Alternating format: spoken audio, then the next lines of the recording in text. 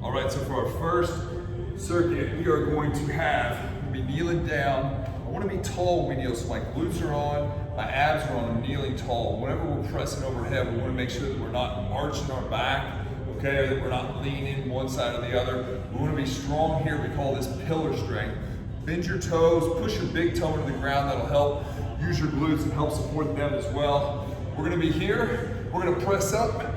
We're going to pull back down, okay? So some things to look out for. Notice how when I press up, my hands go straight up. I don't bring my hands together. That's coming in. I'm not doing that. I'm pressing up, okay? And that's going to create a challenge, and some of you may not have that mobility in the T-spine or the shoulders. So watch when you press up, doing that arch right there. The other thing I want to point out is, notice where my arms are in relation to my body. So see how my elbows are a little bit in front of my shoulders? And then I'm going to try to keep my hands back. I'm going to press up and I kind of come a little bit more upright. And then as I pull down, notice my elbow is going to drift slightly in front of my shoulder, and I've got my hand rolling back. That's much better than being here with your elbows behind your hand, but your elbows in line with your body. So I'm just going to switch that position.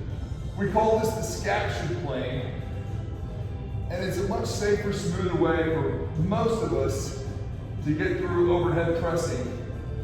A lot of us that have a little bit of shoulder, call it whatever you want, impingement, if our rotator cuff's tight, we've got a little bit of an injury, something that we can just kind of keep going through. We can keep our overhead strength. It's not that big of a deal as long as we're not trying to press the whole house.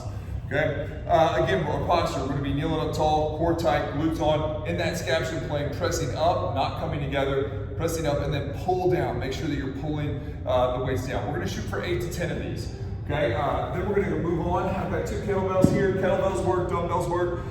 We've been using, some of the folks have been using a barbell, doing a pendulite row. Basically, we're going to be in a hinged row position. Okay, I'm going to bring my feet in close together. I'm going to squat down. So my legs are my foundation, my butt, my core, that's all holding me. I want a nice tall spine here at the T-spine. So I don't want to be hunched over like that. I want to be tall here, okay? Then I'm going to row the weight back, control. So it's a nice smooth row, and I'm pulling those shoulders back as well. I'm bringing my hands to my hips. So I'm not squeezing the kettlebells to death. I'm not jerking. I'm making a nice smooth movement, and I'm really pulling that shoulder blade back. Watch dumping forward, watch shrugging. Make sure you're keeping those shoulders away from those ears, and then row back. Last deal, find a wall. We're gonna lean up against the wall. I'm gonna rotate my thumbs back. I'm going to press out and pull back. Press out and allow myself back. My thumbs and hands are staying on the wall the whole time. Okay? I'm trying to stay under control. It's also going to be tempting to drop your hands down. Make sure that we keep our hands up. We're pressing back on the wall with our hands the whole time. Come off the wall, back down onto the wall. Press off the wall, come back down. We're going to do 15 of those.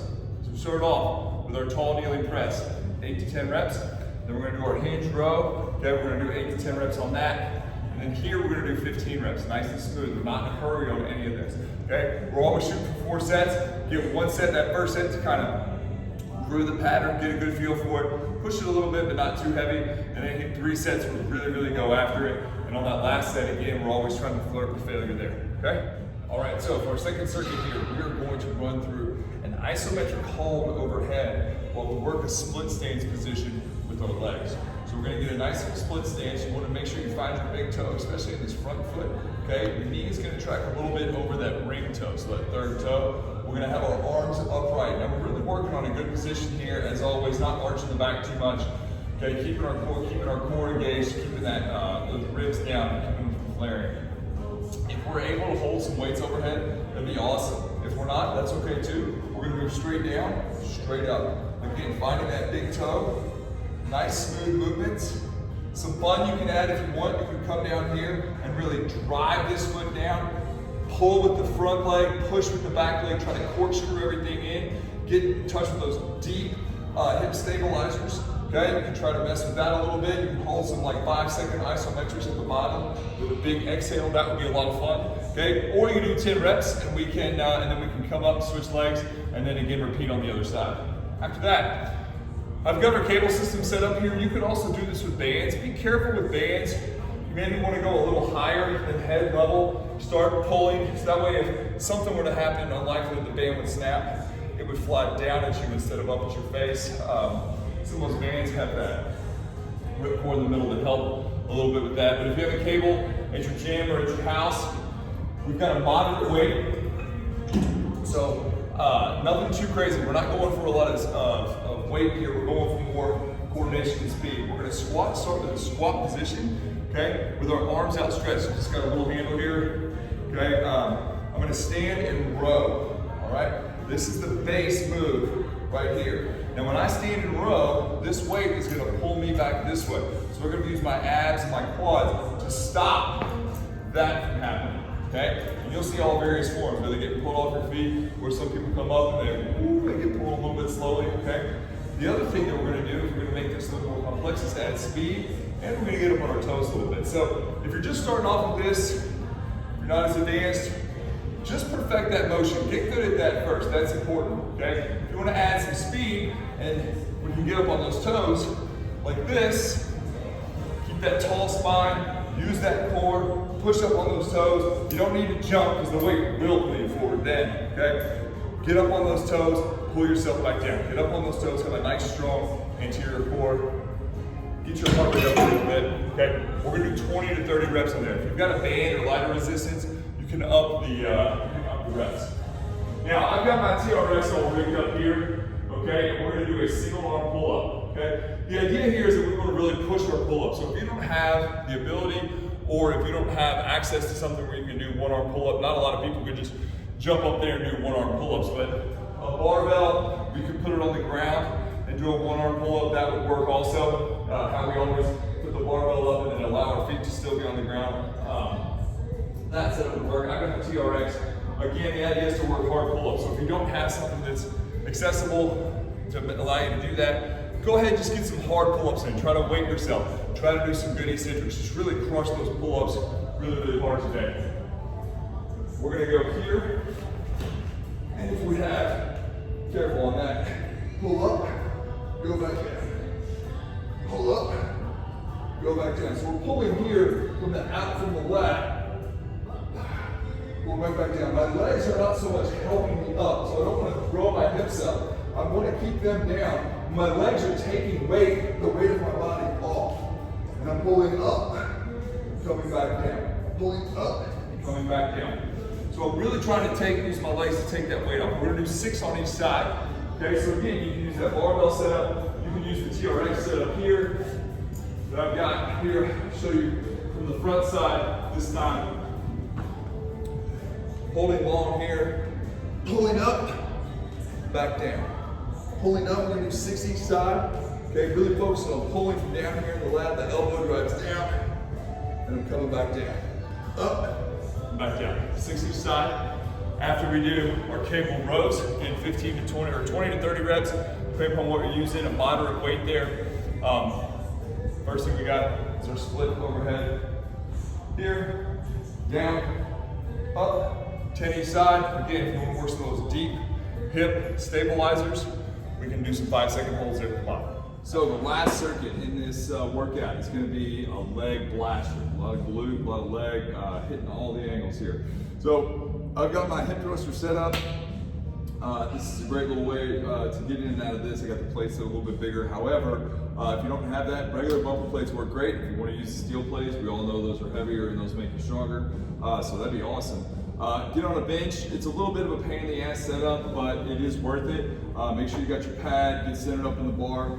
Roll up onto here. Now the thing we're going to add to this hip thruster is I've got a yoga block, and I'm going to take that yoga block and I'm going to put it between my knees, and I'm going to squeeze and I'm going to engage these adductors, and that kind of forces the back of our hips to open up a lot. Okay, it kind of gets a good stretch there. Kind of helps our low back open up so we can breathe into the bottom of those ribs and get some of that true core strength, that full 360-degree expansion. So we're going to activate those adductors. Okay, so squeeze that yoga block, core tight. When we thrust up, our chest is going to face the ceiling. When we drop back down, pull yourself down. You're going to face forward. Up. Make sure the bottom of your shoulder blades are on that rib cage. Get a big extension. Pull yourself back down. Squeeze at the top. Make sure you're keeping your knees squeezing that yoga block. You're active with that yoga block squeeze here. We're gonna complete 10 repetitions, okay? Then we'll slide out. You're gonna grab one kettlebell and we need a short step. So my step here is 12 inches, so I got a 1 foot box.